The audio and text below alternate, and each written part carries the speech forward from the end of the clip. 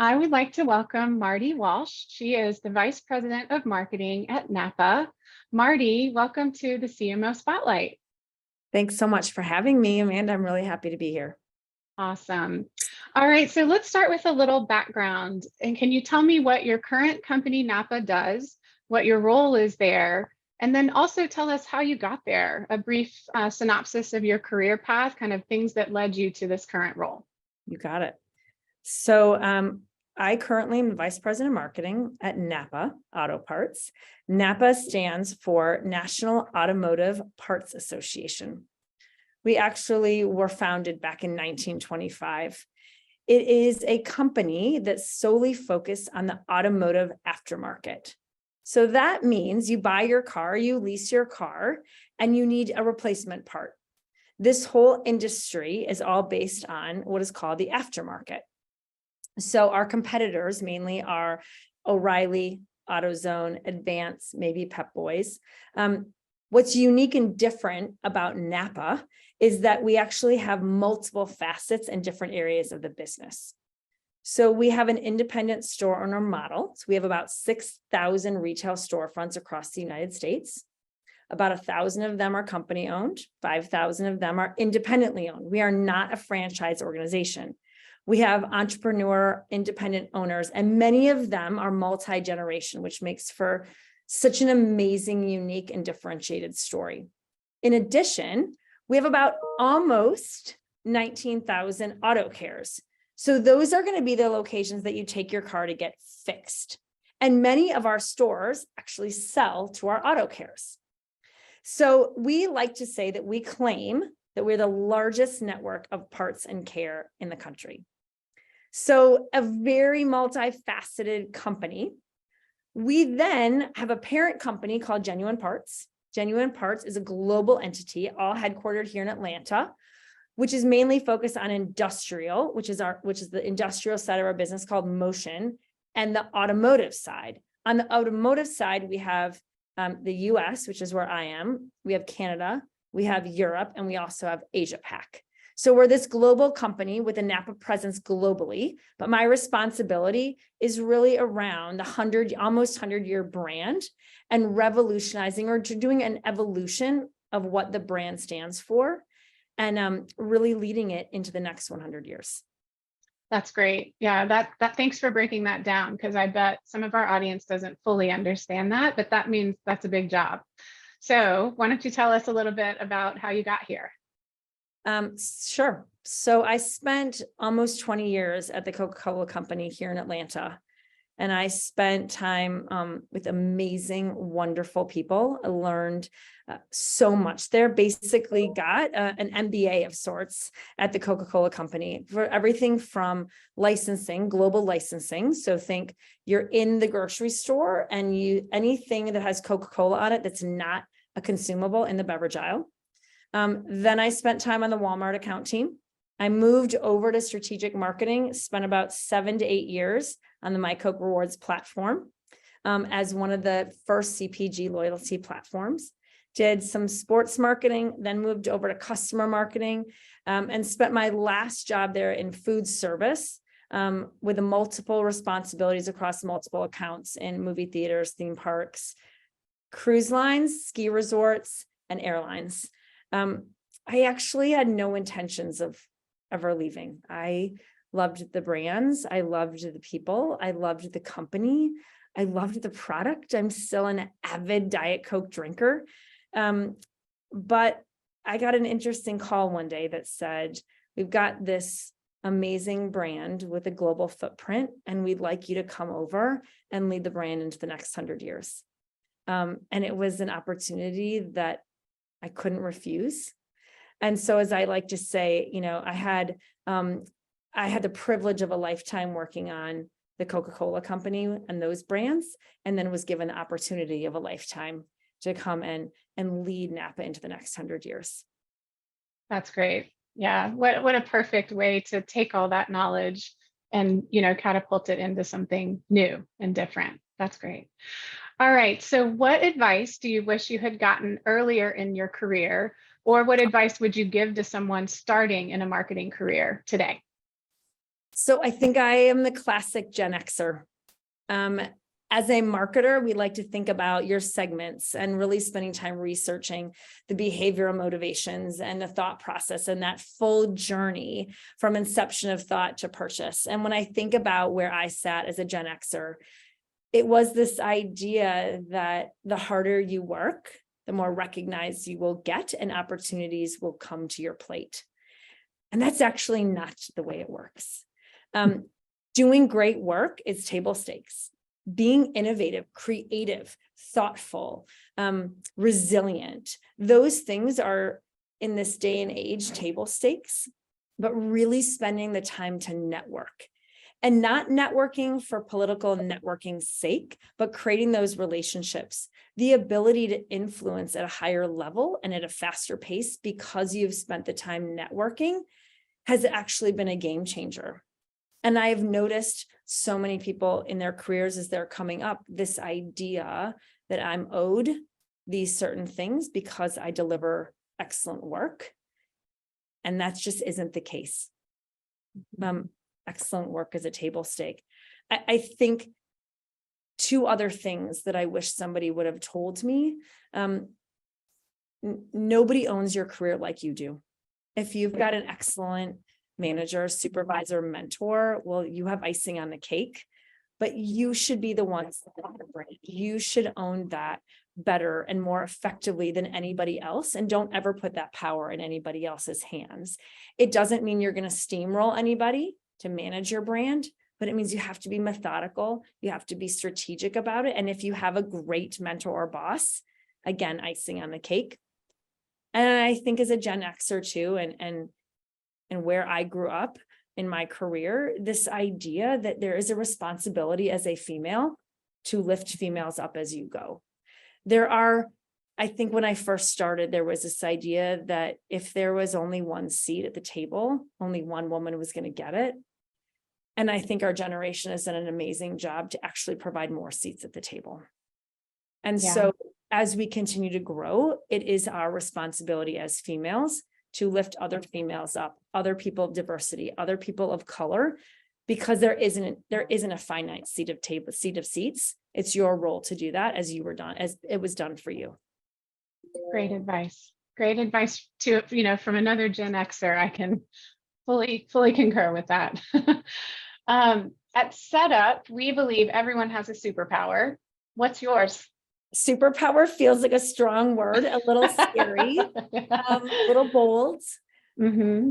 But I would say, I think my superpower is my empathy.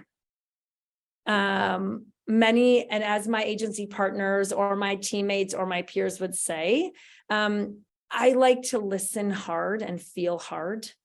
Because when I can empathetically listen, I feel like I have a better way of getting to a solution, really understanding where people's seats are, where they're coming from, what's the motivation, what are the reasons behind that they're coming to the table with this solution or this hesitancy for a better place. And so when I feel like my empathetic leadership style allows other people to feel valued, which ultimately delivers trust. And when you have a trusted environment, people are happier, they work harder, and they feel like what they're delivering to the company, to the team, to the project is important. And so I believe that empathy in a balanced way, I'm direct, yet I'm empathetic at the same time, is my superpower. Great. That's a good one. And it's one that probably 10 years ago, people didn't talk about that much, in terms of in business and how impactful empathy can be in business. So it's great to hear you describe that. Thank you. And one other thing to add, Amanda, what's been tricky as a female coming from a company where I was surrounded by females, brilliant, powerful, strong, warm employees, caretakers, caregivers, and mothers, to a place where it's dominated by males. Not that that's a negative thing, but really trying to navigate the waters of the old age of females are emotional, therefore they're not competent. where I have tried very hard and I think succeeded in saying, no, because I lead with empathy, I'm actually a better leader. And when you're hurting, I might hurt too. And it just means I'm listening maybe a little bit harder. That's great. I love that context too of the different environments that you've experienced, as you've moved throughout your career. Every place is not the same, and all the factors that go into how a meeting goes or an interaction with someone goes are very different. So Absolutely. We're always learning. Absolutely. All right. So I like inspiration in general. Where do you find inspiration for your team? I think it goes back to this idea of direct yet empathetic. What I have found is that people need to understand, where are we going and what is my clear role in it and what is not my role. So being very specific about how you're additive to that vision. And then in addition, empathetic to listen to understand, where are we getting off track. We've actually coined this interesting phrase, a value system for our team called inner bareness. And it's this idea that was really founded in a mama bear kind of emotion. This idea that a mama bear has traditionally been very protective, yet very supportive and helpful at the same time as the cub actually grows to fruition. However, not everybody on the team, is a mother. Not everybody wants to be a mother. We have lots of males on the team. We have lots of people with all different kinds of responsibilities, interests, hobbies. So we've coined it inner bareness. And we actually use that in different conversations where something will be happening and someone will say, let me take the lead in inner bareness. I've got this. And so this idea that we can be very direct and have very direct conversations, because when you are direct, it means you trust people. People trust you that you don't have an agenda, but you can also do it in a way that can be highly protective and highly supportive at the same time. And so I've seen this. I've seen my team deliver this. I've seen my team culturally change things here, and conversations and communication styles within different departments that have been transformative. And I'm inspired by their courage sometimes to go out on a limb. I've been inspired by their strength. And I've been inspired by their empathy and emotion to say, I'm not sure if I'm feeling right here. Help me understand how to navigate this. The idea that somebody would come to you in a vulnerable state, that's inspiring. And then lead from that in a bold way. That feels like true leadership and true cultural transformation. Well, that's a great segue into my next question. And you've touched on some of these, but what are the values that you demonstrate as a leader? And what are the values that you look for in others when you're building your team? Great question. One of the values I highly embody is this idea around being authentic to who you are and being able to show up authentically. Now, that doesn't mean that you're not going to cater your style to a specific audience if you need to influence them. But at the end of the day, you still need to authentically be yourself. So here I've come into a very traditional culture of suits and ties. Now we're transforming, where now we can work for your day. But it was very white to light blue color shades. And while I'm highly respectful of the authenticity of my peer set, I like to come with big pink dresses with bows and yellow sweaters with sparkly shoes. And again, not because I'm trying to make a statement, but because that's who I am. And I feel like I'm myself and I can lead in those ways. And so I need to be in a place that not only respects my authenticity in a respectful way, but that I lead that with my team. And I have to believe in what I'm doing. I have to believe that what I'm doing is making a difference, and that the team I'm leading and the people that I'm there are making a difference. So another example I talk about is I don't really believe in work-life balance. I don't know if that's a thing. I believe in work-life transparency. And so whenever I introduce myself, I lead with all the hats that I wear. Like, I'm a very passionate, driven leader. but I'm also a really passionate mom of 3 amazing human beings. I have 2 dogs who I adore. I love my husband, and I am a caretaker to my mother. And so in the middle of a meeting, I may get a call from my mother's doctor. I'm going to get up and pick it up because it's part of who I am and it's a hat that I wear. And so when I become part of an organization or I lead a team, you get to see all parts of me. Highly respectful, not anything inappropriate, but if I can't be all those things, I'm not going to be a good fit, and that's okay. Yeah, that's great. So setup helps marketers thrive by bringing them together with the best people and resources. And that often means that we connect brands and agencies, help them find each other. Marketing agencies can sometimes fill a gap in capacity or capability. And so, we have a unique relationship in between agencies and brands. So I want to ask you a couple questions about how you work with agencies.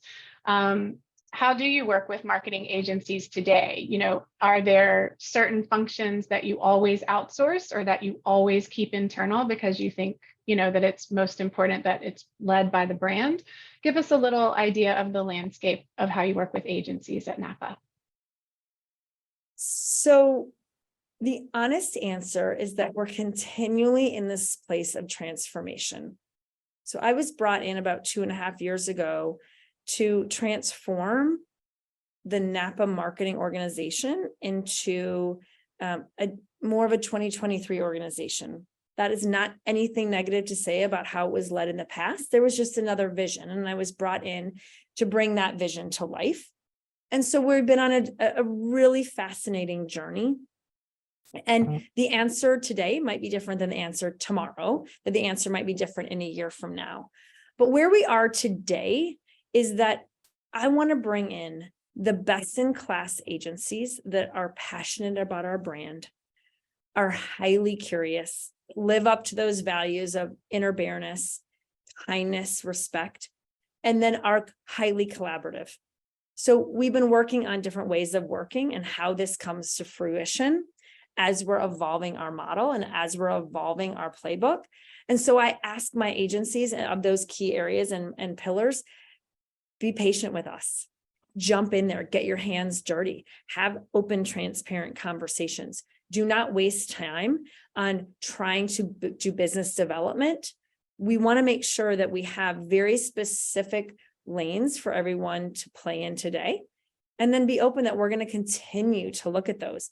If we make a mistake, if we accidentally kind of veer off and think through a creative idea that might be it's sitting in someone else's agency lane, assume positive intent and have an open and honest conversation. But again, be patient as we're continuing to work through these ways of working.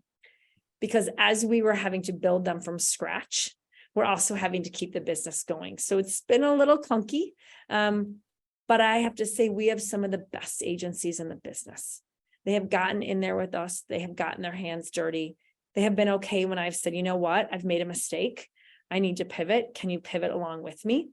I've also said, if you all don't sit together at the same, we used to say in my old life, at the dinner table, go find yourself a different dinner table. We expect collaboration and we applaud collaboration.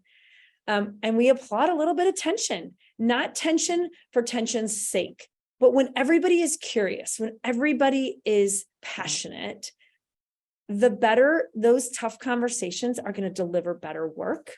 In addition, we've started pulling in a pretty consistent process around biannual feedback. We have a pretty rigorous process that's consistent across our agency set, where we allow for very open conversations. I believe feedback is a gift both ways. And if people are willing to spend the time giving the feedback, it's because they care. And assuming that positive intent always makes the work better. And across my 2.5 years, some of the little things that have come out of oh gosh, we unearthed something so simple that had we not had this conversation, we could be down this dysfunctional pathway for another year. But because we have these conversations and we ensure that they've been had, the work has over-delivered on expectations. to answer your other question, Amanda, what do we always keep in-house? So I'm coming from the Coca-Cola company where we did value research and proprietary research at the highest level. That is something that I want to keep in-house. So whether, my research team says, hey, we're going to outsource here, having that one source of truth where I know that it has been vetted through one funnel and then put back through the funnel, then says, we're not having conversations of, was this question asked differently? Was this question? It sort of takes away all of the potential confusion if that research is kept in-house. Yeah, that makes sense. That's great. Well, it sounds fun to be an agency that works with you. I think so. I mean, we have agency summits. We have dress up parties. We have themes. We also give prizes on best costume. So if the work isn't fun, like who wants to be doing it? Right. It's a lot of time to spend if it's not any fun. Absolutely. Yeah. All right. So how do you show the value of marketing to the rest of the company? And I know you're working with new people, new personalities, different perspectives. So how is that working for you today at NAPA? That's a great question. And it has been a fascinating learning journey for me and the team. So I came from Coke, where marketing was valued at the highest levels. And every function spoke within marketing vernacular. And it was very clear the impact that marketing had, whether it was indirect or direct, and how that actually drove the business. It had been embedded in the DNA of the Coca-Cola company forever. And so everybody spoke the language. When I came over to NAPA, it's a sales and supply chain company and a very successful company. We are one of the dividend kings. There's not many, but those are companies that have over 50 years, have every year have reported dividends. And so it's a very successful global company that has seen marketing and defined it in a very different light. And so I stumbled when I came. And I was talking in vernacular that I didn't assume that everybody understood, but I first went in with a very traditional sense of, here's how we're going to, here's the value of marketing. And it wasn't that it was received negatively. It wasn't delivering the impact I wanted. And so then I needed to step back and say, okay, well, maybe I need to provide more context. So this is the why we're doing these things. And this is the impact that it might have. And the feedback that I got was, look, we brought you in because we trust you know what you're doing. I actually don't want to know the why. Just show me what, when, and the impact. That's all I want to know. And so because a lot of those processes and tools were not set up, it was really then also about trying to understand, how do I set those up? How do I communicate the value in a very different way, but in a way that is digestible, that's understood and highly meaningful. So I'm on that journey right now, but it has been a very interesting learning journey and something I'm really grateful that I've been able to experience, because it's also shown me, whether it is your children, whether it is your peers, your leaders, your teammates, just because a vocabulary, a vernacular, a way of working has worked in the past doesn't mean it's going to work in the future. We always talk about it on the team. This is an kind of a silly story, but in my family, we share a lake home up in Maine. And a bunch of our cousins share it, and we all have different ways that we get up there. And when I've told my children, at the end of the day, we're all getting there. We all get there. Some of us get there faster. Some of us get there a little bit slower. But at the end of the day, we're all getting there. It's been this fascinating career, tangible example of another way to the lake. You're still going to get to the lake, but you need to be thinking through methodically and, again, listening empathetically, how to actually drive that influence in a meaningful way. You might not think it's the most effective, but if you really sit back and listen and learn, be a little bit more vulnerable, be highly curious and ask the questions, there's always a different way to the lake. So we say that sometimes on the team. Hey, do we really need to take a different way to the lake? And it's been a really fascinating, humbling, learning, career changing way to communicate. Yeah, that's a great analogy. So is there a campaign or program that you've participated in or run in your career, that could be at NAPA, it could be at Coke, that taught you the most, either because it was so highly successful, or maybe because it really wasn't? It was a flop. Is there a campaign or program that you could share with us, something that taught you something? Absolutely. So I've had the privilege of in both at Coca-Cola and here of being involved in many different campaigns. And I say privilege very sincerely. This last July, we were able to launch a new campaign here at NAPA. So we've modernized the logo. We came out with a new tagline. We had consumer segments that we had brought to fruition to really take a very structured textbook case example of how to bring a new campaign to life. And, coming into an organization with a year and a half under my belt, we had never had a brand team here. I brought in a colleague that I had known before, who is brilliant, Paige Farrow, to lead the brand work and to come out with a new campaign. We had all the research. We had all the qualitative, all the quantitative that we kept in-house to showcase why we knew this was going to be successful. We did all the testing. But at the end of the day, you've got this massive organization that has had NAPA know-how for 11 years and loved it. And it was part of their DNA of who they all felt collectively, the NAPA ecosystem of who they were. And so coming in fresh, new, and saying we're actually going to revamp and we're going to modernize was a little scary. And I thought to myself, I'm either going to be celebrated or I'm going to be fired. And my son said to me, Mom, do you really think you're going to get fired if it flops? And I said, I actually do. I do. But I had trusted the team. I trusted their expertise. I trusted all the work that we put into it. And I passionately believed that what we were doing was the right thing, not just change for change's sake, but because the research said that what we were going to be delivering would resonate with our preferred growth segments, but would also have a significant halo effect on the additional 5. And what we found, the testing proved out.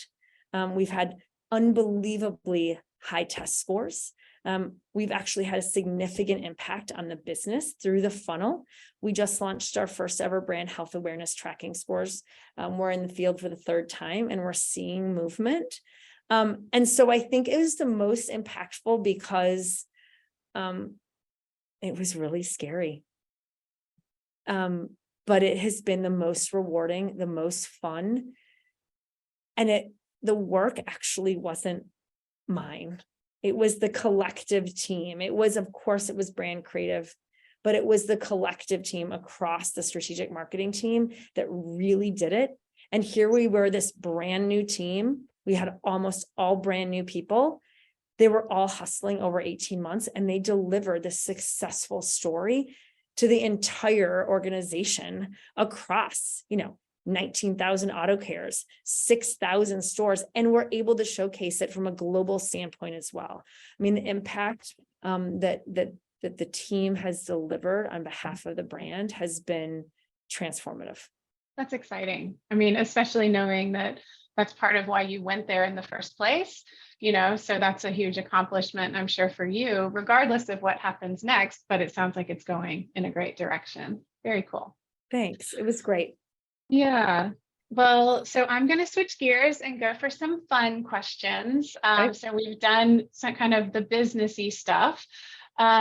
Is there a quote, a book, a movie, a song, a band, what inspires you? We talked a little bit about inspiration for the team, but what inspires Marti? So if I think about a quote, a book, a movie, when I think about real inspiration, I think about, I've got quotes all over my office of Ruth Bader Ginsburg or Hillary Clinton, just powerful individuals that have been transformative. My family calls me Leslie Knope from Parks and Rec. Oh yeah. Because they think that's funny. I actually have my women wall of inspiration in my home office. But when I think about something a little bit lighter, I always go back, and it was fun when I was working on the AMC theater team, which was such an amazing team at the Coca-Cola company, not just my team there and the cross-functional team, but the customer in and of itself and the people that led that work were just smart, amazing, fun individuals. We would talk about our favorite movies all the time. And embarrassingly, mine was Can't Buy Me Love. That was back in the 80s. I remember. I think that came out when I was in 8th grade. And I was always taken by this idea of, end of the day, trying hard to be somebody other than yourself is pretty exhausting. And if people don't really like you for who you are, I mean, what a waste of time. And so I've always tried to tell myself that, my children that. Now, if I've done something to unintentionally offend somebody, or if I've accidentally hurt somebody's feelings, I certainly care if you like me or not, because that is crushing. However, if somebody doesn't like me and I'm authentically me, I actually don't care. And I told my children time and time again, it's a lot of work. And like, there's no better person than you. There's no better Merritt Walsh or Mallory Walsh or Jay Walsh that will ever be. Just own it and be who you are. And that ends up being your most happy. So as silly as Cindy Mancini is, and as ridiculous as that is, I think back to that silly story and her driving in her rabbit convertible, Cabriolet convertible, and thinking, you know what? Here were all these people that were desperately trying to be somebody that they weren't. And it never works out in the long end. I remember it so well, the suede suit she put on for the party. I do think there's something about the age at which you saw the movie, right? In those formative years, there's something about that's probably why it has stuck with you so much. But what a great lesson to learn in the 8th grade, from a movie. Well, I actually tried to get at least my girls to watch the movie with me, and they were not as inspired as I was, but they did watch it with me. Yeah. Well, I'll watch it with you sometime. Okay, great. I can't wait. Yeah. All right. So other than your family, where do you find joy outside of work? So I, as anyone who knows me, I am a Peloton nerd. I love everything about it. I have a treadmill. I have a bike. I'm on it almost every day. There's something about the endorphins with the community and the competition and the personal tracking that it just makes me feel like I've accomplished something in the start of the day. And of course I have my favorites. Huge Cody Rigsby fan. And I guess the other thing is I have a very, very close set group of friends. So I've got my high school set of friends that I adore. In fact, one of them, we joke that we have this secret Peloton competition, but it's actually not secret because we've finally admitted that we watch each other on a daily basis. But I talk to her for inspiration a lot as my high school friends. I have another set of college friends that I have a running text all day long, every day. I have one that I go to when I need a little tough love. I have another one that I go to when I need a little bit of support and comfort, and you're great. And because I have those group of friends, they keep me so humble and grounded, and make me feel that the end of the day, whether I make a big mistake at work, whether I'm vulnerable at work, that at the end of the day, if I go back to Cindy Mancini and the Can't Buy Me Love, they actually like me because I'm me. And so those are my inspiration. And of course, my family. I mean, yes, those guys they're the end all be all. All right. What brand that you've never worked on do you most admire and why? I mean, it would be remiss if I didn't say Peloton. Yeah, true. I mean, so when I think about Peloton and what they have been able to do, they've been able to rebound, whether it was potentially a polarizing ad, or it was a downturn or an upcycle in their business of COVID, or a downturn after that. And I would never say they capitalized on a global pandemic. That was not my intent of that statement. But they've been able to sort of understand cultural events and pivot, hopefully proactively, but then admittedly reactively sometime. But I feel like I'm part of it. And I feel like my association and my involvement with Peloton is a personal brand identifier. Like that's the end goal, right? The other one I'm constantly fascinated by, and have utmost respect for, is Delta. I'm a hometown Atlanta girl now, and so I love Delta, and they have perfected this idea of this status, of this idea that being a diamond, like I was finally a platinum, and this status and this sort of unbridled, not joy, but sort of like I've made it, but I don't really know what it's actually getting me. Now I do, but this idea of like, I'm platinum, and you see people walking around with these identifiers all over their luggage, and what it says about them, and how we all know that this flight, your home screen for the Delta app is actually going to change colors because you've moved up a medallion, and how excited I get by that, where they've really just changed the background to the color of my app. That is so powerful. People will jump on flights and pay an absorbent amount of money so they can actually get that status for next year. And at the end of the day, yes, I know there are all these benefits, so I don't mean to detract from the unbelievable strategy and work they're putting behind it. But at the lowest level, that status allows me to walk on one side of a red line versus somebody else as one of the benefits, but I love it. And I think there's something so powerful about it. And the fact of how that service they deliver every time. I feel they know me when I'm there, and I feel special, even though I know I'm one of a bazillion passengers. So I think both of those are ones that I just feel like I'm included. I feel like I'm a part of it, which is, and I mean, if that isn't what marketing is all about, I'm inspired by them, and I admire both of those brands. And of course, Coke, but I had the privilege of working on that for 20 years. Definitely. Yeah, those are some great ones. And I definitely know many people that have taken a mileage run just to hit the next, taking a flight just for the status. So I got you. All right. Last question is there a question that you wish I would have asked that I didn't? And if there is, what is it? And what would your answer be? So, I've thought about, like, what are those impactful moments in your life? Like, what are those moments that have really made me pause and think?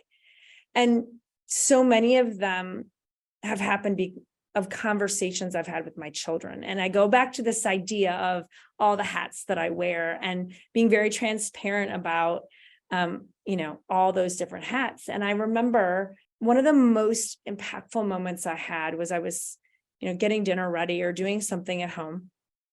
And I said something about I'm a working mom and such and such. And one of my children said, "Mom, why did you say that?" And they were younger. And I said, and it didn't even register in my brain. And I said, "What do you mean?" And my child said, "Well, Mom, Dad would never call himself a working dad. Why did you call yourself a working mom?" And I thought to myself, wow, and it wasn't a leading question. It was an innocent child just saying, why would you identify yourself that way? And it has made me think about it so many times. And when I rationally and logically say to myself, well, the expectations are different. And, I show up at your game and I'm expected your father will show up and he gets a ticker tape parade. And I don't mean that my husband is absent. I'm just saying he's an amazing father. But in society where I grew up in the generation of my time, that's where it was. And so it was almost this sort of a rationalization, an excuse for this idea of I've been pulled in all these different directions. And what I learned from him is this idea of there are no excuses to be made.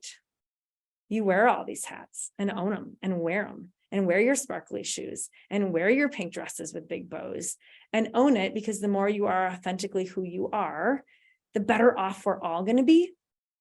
And so when I think about these transformative moments in my life, they are these conversations and experiences I've had with my family, who has humbled me and taught me different things that I can then bring into the workforce. It doesn't say that my team and different experiences I've had at work haven't been just as humbling, Right. but those moments where they really have resonated with me, because I think at the end of the day, my goal in life, yes, is to drive more pathway to purchase on brakes and friction, which is actually the real word for brake pads. I've become very knowledgeable in the automotive aftermarket space, but my real goal in life is to ensure that my 3 people alongside my husband make the world a little bit better. And if I have a place in doing that, and I have a role in doing that, then I've succeeded. So that would be the question, the answer I wanted to give you. I love it. I'm so glad that you shared that and that we ended on that. Thank you, Marti Walsh, Vice President of Marketing at NAPA. We really appreciate your time today, and it's an inspiring conversation. So thank you. Thank you so much for having me. I really appreciate it.